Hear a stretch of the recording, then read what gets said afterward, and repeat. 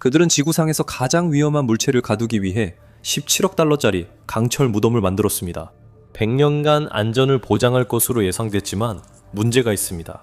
그 안에 있는 것이 사라지고 있습니다. 체르노빌 아래에 있는 방사능 덩어리, 일명 코끼리의 발이 서서히 미세한 방사능 먼지로 변하고 있습니다. 그 먼지는 틈새를 빠져나가 공기 흐름을 타고 이동하며 방호막도 우회할 수 있습니다. 새로운 안전 경납시설은 괴물을 가두기 위해 지어졌습니다. 하지만 그 괴물은 이제 벽을 통과하는 유령이 되어가고 있습니다. 만약 과학자들이 체르노빌 아래에서 벌어지는 일을 통제하지 못한다면 이 재앙은 끔찍한 새로운 국면에 접어들 수 있습니다. 제1장 필터 속의 유령. 작은 도시, 블록만한 크기의 항공기 경납고를 상상해보세요. 높이는 35층에 달하고 무게는 거의 4만 톤에 이릅니다. 이것이 바로 새로운 안전 경납 구조물 NSC의 핵심입니다. 이 구조물은 반짝이는 강철 아치로 폭이 843, 피트 높이가 356 피트에 달합니다. 이 구조물은 원자로 위에 직접 놓여있지 않습니다. 이 구조물은 원래 경납 구조물 위에 있습니다. 그 경납 구조물은 1986년 참사 직후 소련 노동자들이 잔해 위에 급히 만든 콘크리트 껍데기입니다. 그들은 첫 구조물을 사르코파거스라 불렀고 이는 불길한 의미를 담고 있었습니다. 파라오의 무덤처럼 위험한 것을 영원히 봉인하려 만든 것이었습니다. 이집트 무덤과 달리 원래 봉인 구조물은 급하게 지어 구조적 안정성이 낮았습니다. 2000년대에는 이미 금이 가기 시작했습니다. 빗물이 스며들고 있었고 전체 구조물이 붕괴될 위험에 처해 있었습니다. 전 세계는 석관을 감싸기 위해 NSC를 건설했습니다. 이는 기존 봉인 위에 또 다른 구조물을 씌운 것으로 찢어진 붕대 위에 방호복을 입힌 것과 비슷합니다. 최근 보고서에 따르면 이것은 세계 최대 이동식 육상 구조물입니다. 그러나 이는 오래된 원자로 위에 놓인 거대한 강철 상자와는 다릅니다. 어떤 의미에서는 이것이 살아있다고 할 수 있습니다. 끊임없이 숨을 쉬고 있으니까요. 거대한 환기 시스템이 공기를 내부로 끌어들여 산업용 필터 장치를 통과시키고 구조물 내부에 엔지니어들이 음압이라고 부르는 상태를 유지합니다. 음압이라는 것은 건물이 항상 들이쉬기만 하고 내쉬지 않는다는 것을 멋지게 표현한 말입니다. 공기는 안으로 들어오고 아무것도 밖으로 나가지 않습니다. 아래 폐허의 독소를 잡아내는 필터를 먼저 통과하지 않으면 아무것도 밖으로 나가지 않습니다. 이 필터들이 가장 중요한 방어선입니다. 병원 수술실에서 사용하는 필터는 청정 공기 환경의 황금 기준으로 여겨지며 0.3 마이크론만큼 작은 입자도 걸러낼 수 있습니다. 그것은 머리카락 두께의 약 3000분의 1입니다. 그 정도의 크기라면 박테리아, 연기, 그리고 대피소 내부에 떠다니는 대부분의 방사성 먼지 입자들까지 걸러낼 수 있습니다. 그리고 NSC의 여과 시스템은 이 작업을 매우 잘 해냅니다. 이건 홈디포에서 파는 거대한 난로용 필터 같은 게 아닙니다. 이들은 얽히고 설킨 섬유로 이루어진 촘촘한 매트를 사용해서 여러가지 방식으로 동시에 입자들을 포집합니다. 일부 입자는 섬유에 직접 부딪히고 다른 입자는 스치듯 달라붙습니다. 가장 작은 입자들은 브라운 운동으로 공기 중을 불규칙하게 움직이다가 필터에 충돌합니다. 아이러니하게도 가장 작은 입자가 중간 크기보다 더 쉽게 포집되는 경우가 많습니다. 이 필터들은 충격적인 사실을 밝혀냅니다. NSC는 체르노빌이 안정적이어서 설계된 것이 결코 아니었습니다. NSC는 과학자들이 4호기 원자로 내 물질이 계속 붕괴되고 방사성 먼지로 변한다는 사실을 알았기 때문에 설계됐습니다. 하지만 연구원들이 경납 구조물 내부에서 본 것들은 여전히 불안했습니다. 센서들은 점점 더 많은 수의 중성자가 마치 바비큐 화덕 속의 불씨처럼 이리저리 튀고 있다는 것을 감지했습니다. 그 시점에서 이것은 지속적인 위험이었습니다. 그들은 문제가 생길 수 있음을 알고 있었습니다. 즉시 위험하진 않았지만 중성자 급증은 절대 일어나선 안 돼 계속 신경이 쓰였습니다. 그것들은 저절로 말하자면 사라져야 했습니다. 그리고 뭔가 잘못됐지만 그 심각함이나 앞으로 일어날 일을 모를 때 느끼는 감정은 사람들이 더 깊이 공감할 수 있습니다. 왜냐하면 때로는 스트레스가 한 번의 큰 폭발로 찾아오는 게 아니기 때문입니다. 때로는 그보다 더 조용하게 다가오기도 하죠. 배경에서 서서히 쌓이고 계속 변하면서 다음에 무엇을 해야 할지 알기 어렵게 만듭니다. 그게 바로 치료가 매우 가치 있는 이유 중 하나입니다. 치료는 당신이 속도를 늦추고 느끼는 감정을 정리하며 모든 걸 뭐 아니면 도로 보지 않고 한 번에 한 걸음씩 나아갈 수 있는 공간을 제공합니다. 치료는 거대한 문제처럼 느껴지는 것을 더 다루기 쉬운 부분들로 나누는 데 도움이 되었습니다. 지금 내가 할 수 있는 일에 집중하게 해주었고 모든 것이 덜 벅차게 느껴지도록 도와주었습니다. 그래서 저는 베러헬프가 이 영상을 후원해줘서 기쁩니다. 베러헬프는 치료를 시작하는 과정을 더 쉽게 만들어줍니다. 간단한 퀴즈를 풀면 자격을 갖춘 치료사와 매칭될 수 있습니다. 맞지 않으면 추가 비용 없이 언제든 치료사를 바꿀 수 있습니다. 전화, 영상, 문자 등 편한 방식으로 소통할 수 있습니다. 모든 것은 한 번에 해결하는 것이 늘 발전은 아니며 지지와 새로운 시각으로 더 명확히 나아가는 것이 중요할 때도 있습니다. 상담이 고민되신다면 설명란 링크나 betterhelp.com/infographics에서 첫 달 10% 할인받으세요. 이제 체르노빌 이야기로 돌아갑니다. 원래는 붕괴 과정이 시간이 지나 안정될 것으로 기대했지만 보호막 내부 측정 결과는 오히려 더 예측 불가능한 상황을 보여줬습니다. 환경은 여전히 활발하고 역동적이었으며 폭발 수십 년 후에도 변화하고 있었습니다. 이론적으로는 손상된 노심은 주로 거친 방사성 입자, 파편, 잔해, 그리고 무거운 먼지를 생성해야 했습니다. 이것이 바로 현대 산업용 여과 시스템이 비교적 쉽게 포집하도록 설계된 오형 유형입니다. 하지만 과학자들은 여러 하부 원자로실에서 중성자 활동의 증가도 감지하고 있었습니다. 그리고 그것이 우려되는 점이었습니다. 이것은 연료 함유 물질이 단순히 물리적으로 붕괴되는 것이 아니라 그 물질의 변화가 실제로 새로운 핵 반응을 촉발하고 있음을 시사했습니다. 그것은 갈라지고 이동하며 건조해지면서 재배열되어 새 핵분열을 일으켰습니다. 이로 인해 물질의 장기적 거동 예측이 점점 어려워졌습니다. 체르노빌 4호기 원자로 노심은 1986년 이후로 사실상 멈춘 적이 없습니다. 일반적인 잔해보다 훨씬 더 위험한 화학 혼합물이 계속해서 끓어오르고 있습니다. 4호기 원자로가 폭발했을 때 노심은 용왕처럼 녹아내리며 원자로의 우라늄 연료, 제어봉, 금속 피복과 콘크리트, 강철, 지르코늄, 흑연, 심지어 모래까지 모두 융합되어 코리움이라는 새로운 물질로 변했습니다.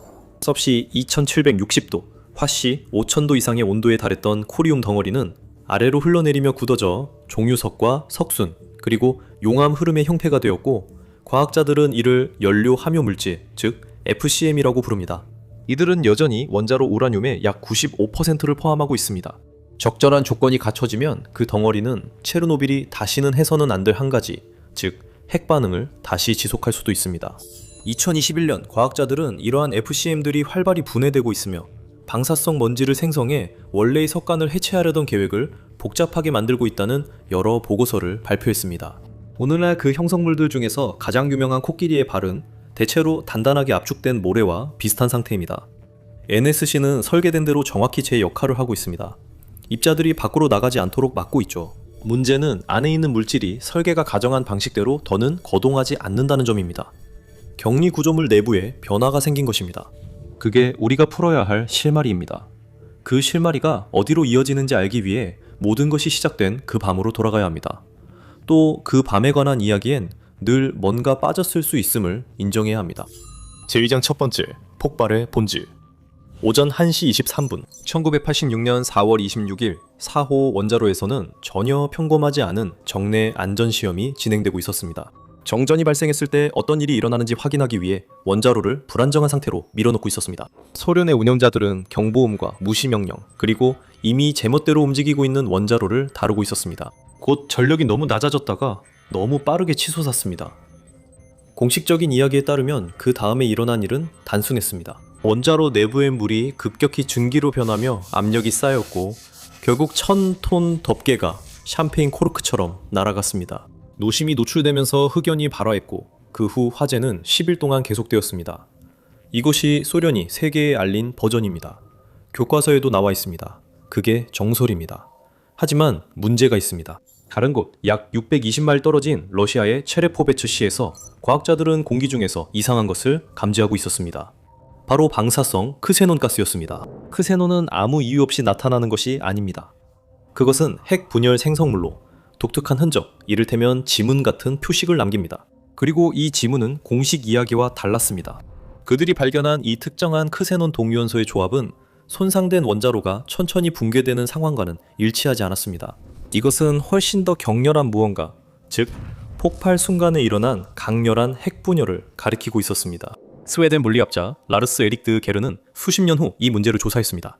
그는 대기 모델을 사용해 크세논 구름의 기원을 추적했고 더 중요한 것은 그것이 어떻게 그곳에 도달했는지 밝혀냈습니다. 그것은 유럽으로 향하는 주된 크세논 구름을 따라가지 않았습니다. 그것은 대기 상층으로 높이 치솟았고 완전히 다른 바람에 휩쓸렸습니다. 이런 일은 무언가가 엄청난 힘으로 물질을 위로 쏘아 올릴 때만 일어납니다. 듀에르는 첫 번째 폭발이 단순한 증기 폭발이 아니라 실제 핵폭발이었다고 결론지었습니다. 이는 단순 증기폭발보다 훨씬 강력했습니다. 빠르고 통제되지 않은 핵분열이 먼저 노심의 일부로 휩쓸었고 몇 초 뒤 증기폭발이 마무리를 지으면서 원자로를 산산조각냈습니다. 폭탄이 터지기 전에 방아쇠를 당기는 것과 비슷하다고 생각해보세요. 첫 번째 폭발은 상대적으로 작았을지 모르지만 그것은 핵폭발이었고 그 점이 중요합니다. 그 폭발을 일으킨 것이 먼지가 가라앉은 뒤에도 사라지지 않았습니다. 그 흔적은 여전히 녹아내린 원자로 노심과 연료 함유물질 안에 남아있습니다. 기어의 이론은 모두가 받아들이진 않지만 쉽게 사라지지 않는 의문은 남겼습니다. 체르노빌이 기계적 폭발이 일어나기 전 잠시라도 핵반응을 했다면 저 아래엔 무엇이 있을까요? 3장 305의 2호실, 펄스, 4호 원자로 깊은 아래. 부서진 콘크리트와 뒤틀린 강철을 지나 인간이 안전하게 들어갈 수 없는 미로 속에 305의 2호실이 있습니다. 별로 위험해 보이지 않을 수도 있지만 그 말에 속지 마세요. 이곳은 빛나는 코리움 슬러리가 용암처럼 아래로 파고들다가 식으면서 원자로의 일부가 남게 된 방입니다. 저 아래에 무엇이 있든 1986년부터 어둠 속에 있었지만 조용히 있지는 않았습니다. 아무도 다시 내려가서 확인할 수 없습니다. 방사능 때문에 몇 분 만에 죽게 될 테니까요. 그래서 과학자들은 차선책을 택했습니다. 그들은 방에 센서를 설치했고 원자로 노심이 스스로 말하게 했습니다. 어디선가 핵분열이 일어나고 있는지 알고 싶다면 중성자를 세면 됩니다. 우라늄 원자가 분열할 때마다 미세한 총알처럼 중성자를 발사합니다. 그 중성자들이 다른 원자에 부딪혀 분열시키고 더 많은 중성자를 방출하며 연쇄 반응이 일어납니다. 중성자 감지가 늘어나면 핵분열이 활발해진다는 의미입니다. 그래서 305의 2호실 센서가 더 많은 중성자를 포착하기 시작하자 모두가 주목했습니다. 2016년부터 2021년 사이에 중성자 수치가 약 40%나 급증했고 어떤 경우에는 거의 2배에 달했습니다. 가장 유력한 원인은 물이었습니다. 수십 년 동안 지하수가 폐허 속으로 스며들었습니다. 이상하게도 그것이 상황을 안정적으로 유지하는 데 도움이 됐습니다. 물은 실제로 중성자를 느리게 만듭니다. 느린 중성자는 핵분열을 일으킬 가능성이 더 높지만 물은 중성자를 흡수하기도 해서 가속기이자 제동장치 역할을 합니다. 수년 동안은 제동장치가 이기고 있었습니다. 그리고 나서 NSC가 등장했습니다. 원자로를 밀봉하고 환경을 통제함으로써 시스템에 유입되는 지하수의 양이 줄어들었습니다. 물이 적어지면 제동 효과도 줄어듭니다. 수십 년간 저존재 아래에서 간신히 살아남아 연기만 내던 모닥불을 상상하면 지금 상황을 이해할 수 있을 겁니다. 제가 마르면 그 아래에 있는 것이 다시 빛나기 시작할 겁니다. 분명히 말씀드리지만 이것이 또 다른 체르노빌 폭발이 일어날 거라는 뜻은 아닙니다. 전문가들은 그 물질 구조로는 폭주 반응이 어렵고 온도가 너무 오르면 시스템이 반응을 멈출 가능성이 높다고 봅니다. 하지만 그들도 확실히 아는 것은 아닙니다. 아무도 확실히 알지 못합니다. 그들이 확실히 아는 것은 원자로 핵이 죽지 않았다는 사실입니다. 여전히 반응하고 있고 새로운 핵분열과 방사선, 열을 만들어내고 있습니다. 그 에너지는 영원히 땅속에 머물지 않고 위로 이동합니다. 몇 킬로미터 떨어진 지상에서는 또 다른 것이 4호기 원자로 위 지면을 뒤흔들 준비를 하고 있었습니다.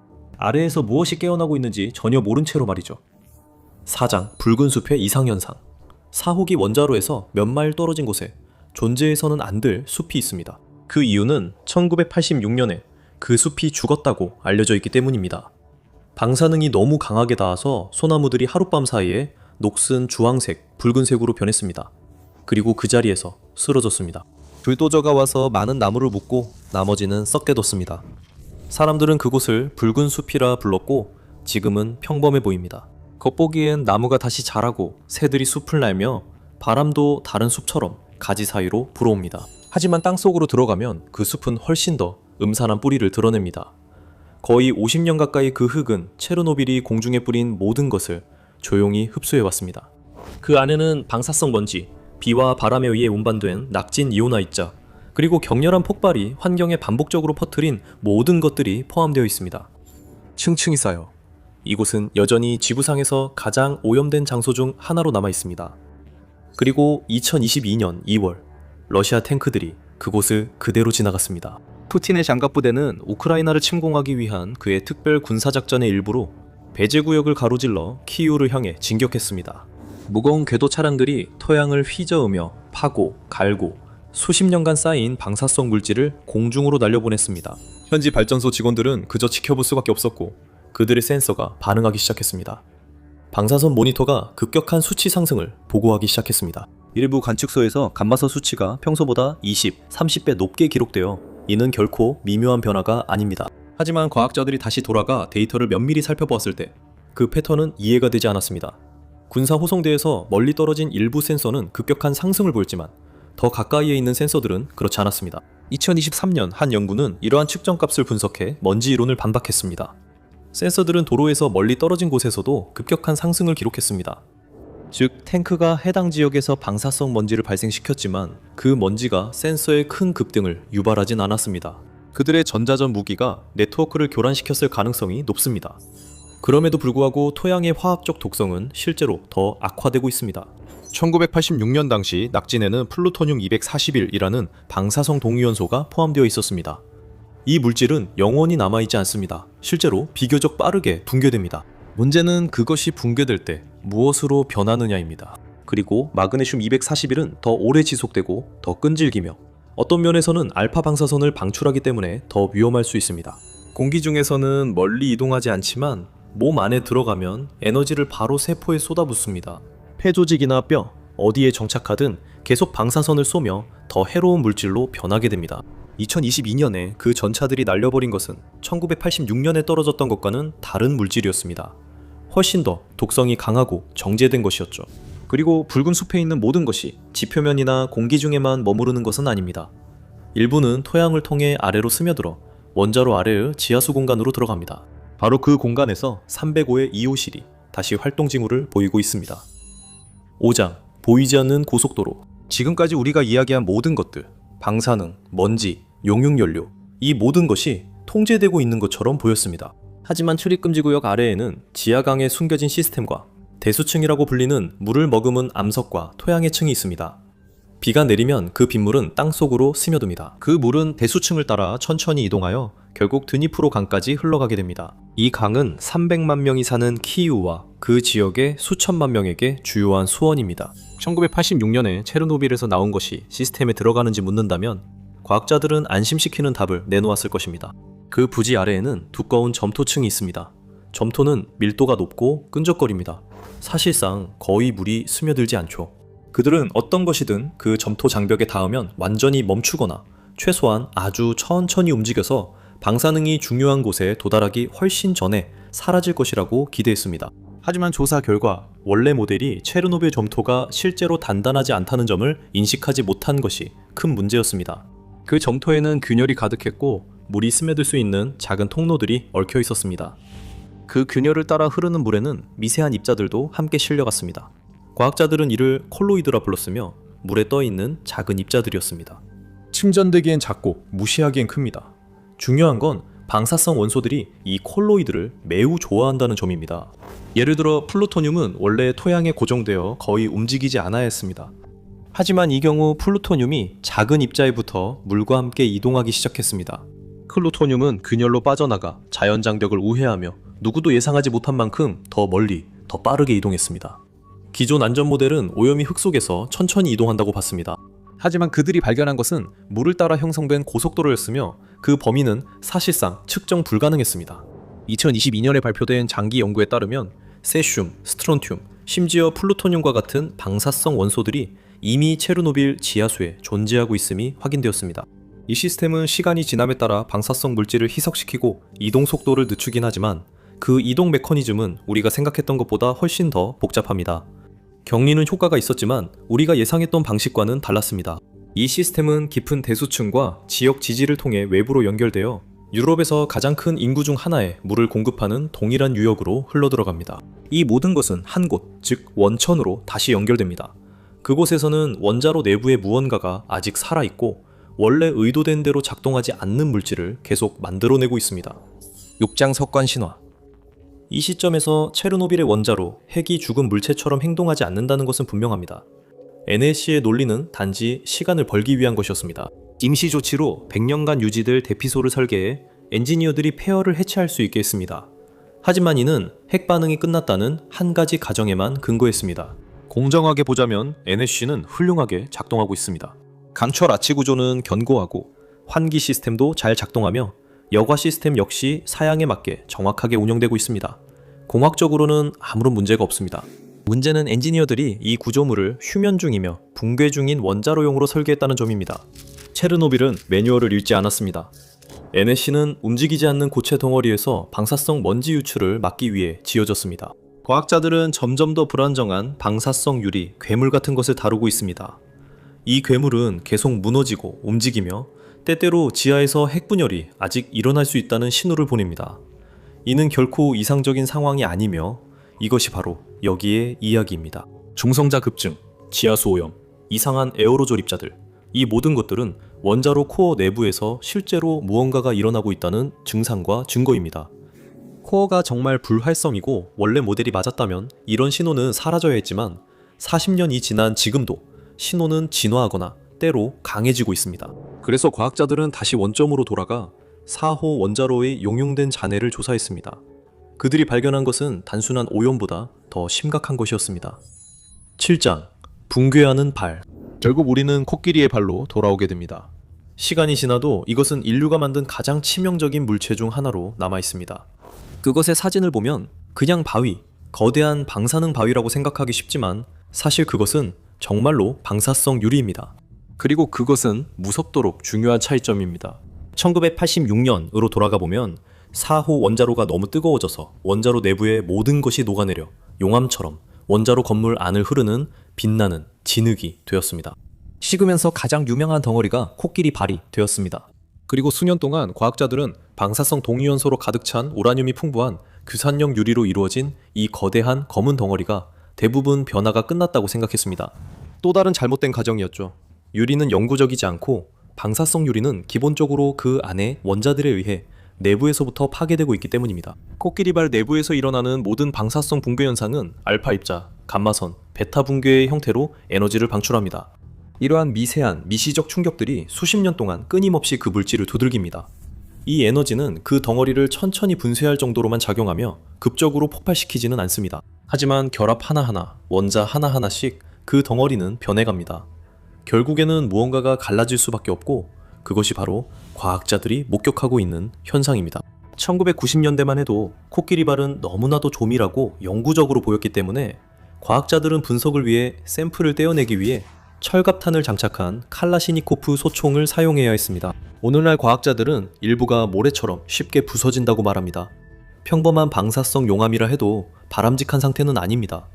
모래에서 발생하는 먼지는 최근 에어로졸 측정을 더 잘 이해하게 해줍니다. 하지만 상황은 더 악화됩니다. 이 물질이 내부에서 갈라지면서 그 안에 갇혀있던 우라늄이 위치를 바꿉니다. 농도가 다시 배열되면서 주머니가 형성되고 특정 조건에서 원자로 공간이 건조해지면 이러한 재배열이 과학자들이 305호실에서 감지한 중성자 활동 증가도 설명할 수 있을 것입니다. 노심은 매우 심하게 노화되고 있습니다.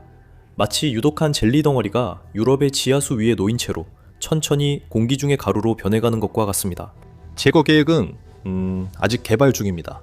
이것이 지구 최대 이동식 구조물 아래 숨겨진 불편한 현실입니다. 체르노빌은 잠들지 않았습니다. 깨어있고 우리가 봉인했던 날보다 더 통제하기 어려운 무언가로 스스로를 갈아놓고 있습니다.